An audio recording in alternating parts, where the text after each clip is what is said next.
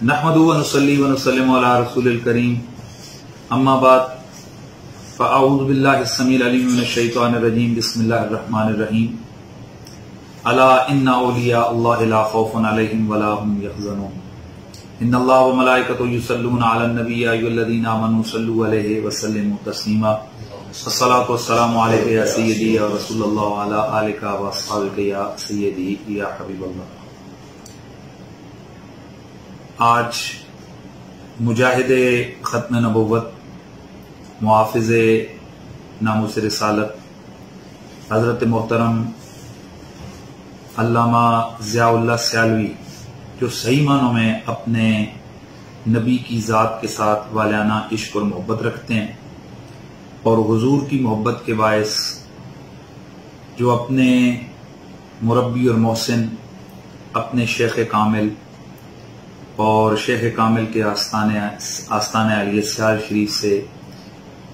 बेपनाह मोहब्बत रखते हैं, आज उनके काशाने पर उनके घर पर हुजूर शेखुल इस्लाम वल मुस्लिमीन हजरत ख्वाजा खाजगा वली कामिल हजरत ख्वाजा कमरुद्दीन सियालवी रहमतुल्लाह ताला अलैह उनका आज उर्स का दिन है। उस मुनासबत से एक तकरीब मुख्तसर सी इन हालात की वजह से यहाँ रखी गई है। मुझे भी चंद कलिमात इस तकरीब में इस महफिल में आपकी तरफ से कुछ लबकुशाई करने का हुक्म दिया गया है। मैं उन इल्म के सनादीद और उन इल्म के बुलंदवाला हमालियाओं के बारे में क्या कहूँ कि जिनकी बाबत अल्लाह का कुरान सदियों पहले बयान कर चुका है कि हल यस्तविल्लज़ीन यअलमून वल्लज़ीन ला यअलमून। हजरत शेखुल इस्लाम वल मुस्लिमीन ख्वाजा खाजगा ख्वाजा कमरुद्दीन सियालवी रहमतुल्लाह ताला अलैह आप वली इब्ने वली हैं। 1928 में आप अपने वालिद गिरामी के विसाले बाकमाल के बाद मसनदे इरशाद पर मुतमक्किन हुए और सही मानों में कुरान और सुन्नत की तरवीश तालीम और अपने लाखों मुरीदीन की तरबियत का फरीजा सरंजाम दिया। हजरत ख्वाजा कमरुल मिल्लत वद्दीन ख्वाजा सियालवी रहमतुल्लाह ताला अलैह आप उलूमे ज़ाहिरी और उलूमे बातनी का हसीन मुरक्का थे। आपने तमाम उलूम जिनको दरस निज़ामी के हवाले से कहा जाता है वो आपने पढ़े हुए थे और इसके साथ साथ न सिर्फ आप साहिब इल्म थे बल्कि आप कसीरुल मुताला शख्सियत थे और तकाबुल अदियान पर भी आपको ये दतूला हासिल था। सिर्फ इल्म ही काफी नहीं होता है, इल्म के साथ साथ इश्क रिसालत में आपकी चंगारी अगर न हो तो फिर ऐसा इल्म इंसान को पस्तियों की जानिब ले जाता है और अगर इश्क रसूल की गर्मी कहीं मुयस्सर आ जाए फिर ऐसा इल्म इंसान को ओजे सुरैया तक पहुंचा देता है। हजरत ख्वाजा कमरुल मिल्लत वद्दीन आप शेखुल इस्लाम हैं, लेकिन शेखुल इस्लाम होने का जो हमें रंग नजर आता है वो उनको ये इतना बड़ा लक़ब और इतना बड़ी शान जो मुयस्सर आई है तो रसूलुल्लाह की मोहब्बत और गैरत ईमानी और नामूस रिसालत के जज्बे वफादारी रसूल के उस अमली काविशों और कोशिशों की वजह से उनको ये चीज मुयस्सर आई है। 1928 में आप मसनद इरशाद पर मुतमक्किन होते हैं। 1929 में आशिक रसूल हजरत गाजी मिल्लत गाजी इल्मुद्दीन शहीद रहमतुल्लाह ताला अलैह आप नामूसे रिसालत का वो कारनामा सर अंजाम देते हैं कि जो हिंदुस्तान के शर्क व गर्ब के अंदर इश्क मोहम्मद की आग लगाकर मुसलमानों को बेदार कर देता है। 1929 में ख्वाजा कमरुद्दीन सियालवी रहमतुल्लाह ताला अलैह आप अपने आस्ताने और आप अपनी मसनद से उठते हैं और सदाए फरजाना बुलंद करते हुए आप غازی ملت سے ملاقات فرماتے ہیں اور عملی طور پر ان کی رہائی کی کاوشیں اور کوششیں ہوتی ہیں، اور اس وقت ایک بھرپور صدا بلند ہوتی ہے کہ تم کیا سمجھتے ہو کہ ایک علم الدین کو تم شہید کرو گے؟ خدا کی قسم اگر تم نبی رحمت صلی اللہ تعالی علیہ وآلہ وسلم کی توہین اور گستاخی کرو گے تو ایسے ہزاروں علم الدین تمہیں میسر آئیں گے۔ یہ وہ صدا ہے کہ جو چار دانگ عالم اور بالخصوص ہندوستان کے اندر حکمرانوں کو ہلا کے رکھ دیتی ہے، اور پھر یہی وہ شخصیت ہیں کہ جو سیاسی حوالے سے، مذہبی حوالے سے، ہر جہت سے جو مسلمانوں کی رہنمائی کرتے ہیں۔ سب سے بڑا کارنامہ جب ہم دیکھتے ہیں تو وہ یہ ہے کہ جو اس وقت ہمیں یہ پاکستان کا خطہ نظر آ رہا ہے کہ جہاں ہم کھل کھلا کے اللہ کے رسول کی عظمت کی بات کر رہے ہیں، تو اس کے پیچھے اولیاء کرام کا ایک پوری ان کی ایک محنت ہے، پورا ان کا ایک جہاد ہے، اور ان مجاہدین میں اور پاکستان بنانے والے جو اولیاء ہیں، جو علماء ہیں، ان میں اگر ہم دیکھتے ہیں تو اس قافلے کے اندر ہمیں بلند مرتبہ ایک ہستی نظر آتی ہے جیسے خواجہ قمر الملت والدین حضرت خواجہ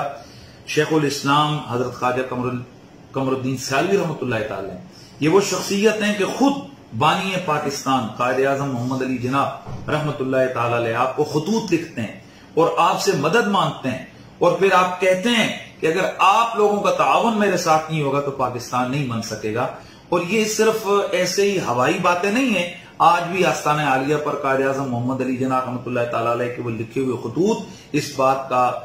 جو ہے نا وہ واضح طور پر شاہد عدل ہے۔ پاکستان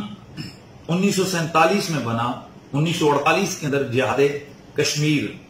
جو آج آزاد کشمیر ہمیں نظر آ رہا ہے، جہاد کشمیر کا آغاز ہوتا ہے، تو اس وقت صوفیاء کی ایک بہت بڑی تعداد ہے کہ جو اس جہاد کے اندر خود اپنے مریدین کو جو ہے نا وہ تیار کرتے ہیں۔ اس جہاد کے اندر خواجہ نے اپنے آستانے کے گھوڑے تک جو ہے نا وہ بیچ دیے، اور اپنے گھر کا ساز و سامان تک اس جہاد کی نظر کیا، اور اپنے مریدوں سے کہا کہ جو میرے مریدین ہیں ان پر لازم ہے کہ وہ جانی یا مالی جس طرح سے بھی اس جہاد کشمیر میں حصہ لیں۔ تو آج ہمیں جو آزاد کشمیر کی صورت میں جو اس وقت ایک خطہ جہاں پر اللہ اور اس کے رسول کی محبت کی صدائیں بلند ہوتی نظر آتا ہے، تو اس کے پیچھے بھی کہیں نہ کہیں خواجہ قمر الدین سیالوی رحمۃ اللہ تعالی کی کاوشیں اور کوششیں موجود ہیں۔ آپ شیخ الاسلام ہیں، اور شیخ الاسلام یہ ایک بہت بڑا لقب ہے، اور یہ ایسا نہیں ہے کہ چند مریدوں نے مل کر اپنے پیر کی محبت میں یہ لقب دے دیا۔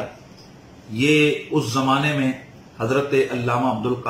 عبد الحامد بدایونی رحمۃ اللہ تعالی علیہ، عبد الحامد بدایونی ایک بہت بڑا نام تھا متحدہ ہندوستان کا، تو اس عظیم المرتبہ شخصیت نے جس وقت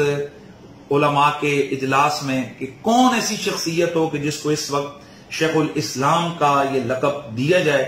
اور اس کو شیخ الاسلام والمسلمین کے طور پر یاد کیا جائے، تو جب اجلاس ہوتا ہے اس میں 20 شخصیات کی سیرت صورت ان کی کردار کو سامنے رکھا جاتا ہے، بالآخر پورے جرگے اور بالخصوص حضرت عبد الحامد بدایونی رحمۃ اللہ تعالی جیسی عظیم المرتبہ اس وقت کی قداور شخصیت کی نگاہیں جس شخص کو چنتی ہیں اور جو شخص ان کی زبان پر آتا ہے اس کا نام ہے حضرت خواجہ قمر الملت والدین، حضرت خواجہ قمر الدین سیالوی، اور اس وجہ سے پھر آج ہم ان کو شیخ الاسلام والمسلمین کہتے ہیں، کیونکہ یہ متفقہ طور پر تمام علماء نے ان کو یہ لقب عطا فرمایا تھا۔ پھر آپ کے جو بڑے کارنامے، ان کارناموں میں آپ دیکھیں کہ انہوں نے ہمیشہ اہل سنت و جماعت کو متحد کرنے، ان کا شیرازہ بندی کرنے اور ان کو ایک اعلیٰ مقام پر کھڑا کرنے کے لیے ہمیشہ کوشش کی۔ آپ تحریر کا میدان ہو، تقریر کا میدان ہو، عقیدہ اہل سنت کی ترویج کا میدان ہو، ایک طرف آپ نے روافض کے سامنے صد سکندری کو کھڑا کیا تو دوسری طرف آپ خوارج کے سامنے سینہ تان کے کھڑے ہوئے، اور ہم بہت کم ایسی شخصیات کو دیکھتے ہیں کہ جو رد روافض بھی کر رہے ہوں اور اس کے ساتھ ساتھ وہاں سے خوشبوئے محبت اہل بیت بھی آتی ہو۔ یہ بہت کم ایسا ہوتا ہے، چونکہ اکثر لوگ جو رد روافض کے راستے پر چلتے ہیں وہ بے اعتدالی کا شکار ہو کر ان سے بے ادبی اور بغض اہل بیت کا سلسلہ سامنے آنا شروع ہو جاتا ہے۔ لیکن ہم دیکھتے ہیں کہ حضرت خواجہ قمر الملت والدین، ان کا آستانہ آج بھی محبت اہل بیت کی وہ خوشبو پھیلا رہا ہے کہ سیال شریف کے ساتھ تعلق رکھنے والے لوگوں کو آج بھی ہم نے عملاً دیکھا ہے کہ اور کوئی ہو نہ ہو، سید ذات اور سید نام کا ادب اس آستانے کی بنیادی تعلیمات میں ہے۔ تو ہم سمجھتے ہیں کہ ان کی بڑی بڑی کرامتوں میں سے ایک کرامت یہ بھی ہے کہ ایک طرف انہوں نے روافض کا اس شدت اور سختی کے ساتھ مقابلہ کیا کہ جو لائق سب تحسین ہے، اور اس کے ساتھ ساتھ انہوں نے اعتدال کا دامن نہیں چھوڑا، اس کے ساتھ ساتھ انہوں نے اپنے مریدین میں آل بیت اطہار کی وہ خوشبو محبت کی پھیلائی کہ آج اس کی تصویر ہمیں ہر تقریباً اوریجنل جو سیالوی ہے نا، جو صحیح ہے، تو بعض اوقات نام سیالوی لگ دیتے ہیں، لیکن جو صحیح واقعی آستان عالیہ سیال شریف سے تعلق رکھنے والے لوگ ہیں، ہمیں آج بھی ان کی اداؤں سے، ان کی گفت و شنید سے، ان کے انداز عمل سے ہمیں نظر آتا ہے کہ واقعی آج بھی وہ سادات کے غلام اور سادات کی محبت کرنے والے ہیں۔ آپ جمعیت علماء پاکستان کے جب صدر بنے تو یہ وہ وقت تھا کہ جس وقت شیرازہ بکھرا ہوا تھا، آپ کی 8 ماہ کی مختصر سے عرصے کی محنت ہے، اور اس کے بعد الیکشن میں جس وقت اہل سنت جاتے ہیں تو جناب نبی کا جھنڈا، امن کا جھنڈا ہر گھر پر لہراؤ، پکارو یا رسول اللہ کی صدا ایسی بلند ہوتی ہے کہ اس وقت جناب جن سیٹوں پر جمعیت علماء پاکستان کے جو کینڈیڈیٹس ہیں دوسرے نمبر پر آئے وہ تو شمار ہی نہیں ہے، لیکن 8 سیٹیں وہ لے کر اسمبلی میں آئے، اور یہ اسی اسمبلی کا کمال ہے کہ پھر اسی اسمبلی سے نبی رحمت صلی اللہ علیہ وسلم کی ختم نبوت کی پہرےداری کی آواز اٹھتی ہے، اور اسی اسمبلی کے ان 8 جو اراکین ہیں ان کے اور دیگر لوگوں کے متفقہ طور پر قرارداد کی وجہ سے قادیانیوں کو 1974 کے اندر کافر قرار دیا جاتا ہے۔ تو ہم سمجھتے ہیں کہ یہ جو اتنا بڑا معاملہ ہے اس کے پیچھے بھی ہمیں شیخ الاسلام والمسلمین نظر آتے ہیں۔ ایسی ہستیوں کا ذکر کرنا یقیناً باعث سعادت ہے، باعث برکت ہے، ان کی محبت کا چراغ سینوں میں جلانا یہ دلوں کی تطہیر اور یہ دلوں کی رانائی کا باعث ہے۔ ایسی ہستیوں کے طریق پر عمل کرنا یقیناً رسول اللہ کی ذات کی خوشنودی کا باعث ہے۔ میں محترم جناب حضرت علامہ ضیاء اللہ سیالوی رحمۃ اللہ تعالی، یقیناً آج ان کے اندر جو محبت اہل بیت یا اس کے ساتھ سب سے زیادہ عقیدہ ختم نبوت کے دفاع کی جو ان کے اندر ایک آگ ہے، یہ آگ بھی اپنے مرشد خانے کی عطا ہے۔ اور سچی بات یہ ہے کہ جتنا اپنے مرشد سے لنک ہوتا ہے اتنا ان کے قلب کا فیض مرید کو ملتا ہے۔ تو آج اگر ان کے اندر یہ موجود ہے، ان کے اندر یہ آگ، تو اس کا یقیناً میں سمجھتا ہوں کہ یہ وجہ یہی ہے، اس کا سبب یہی ہے کہ ان کے مرشد پاک کی ان پر نگاہ ہے، اور آج اس کورونا کی اس وبائی صورت کے باوجود یہ اپنے مرشد کو بھولے نہیں۔ آج انہوں نے اپنے آستانے پر اپنے گھر میں ان کی ایصال ثواب کی محفل سجائی، آپ حضرات کو بلایا، بٹھایا، یا ان کا تذکار خیر، ان کو عرس کی تقریب کی۔ بھلے یہیں سے اندازہ ہوتا ہے کہ اگر دل کے اندر پیار اور محبت ہو تو نہ راستے دیکھے جاتے ہیں، نہ اسباب دیکھے جاتے ہیں، بندہ میدان میں آ جاتا ہے۔ اللہ تعالیٰ ان کو سلامت رکھے۔ والسلام علیکم ورحمۃ اللہ تعالی وبرکاتہ۔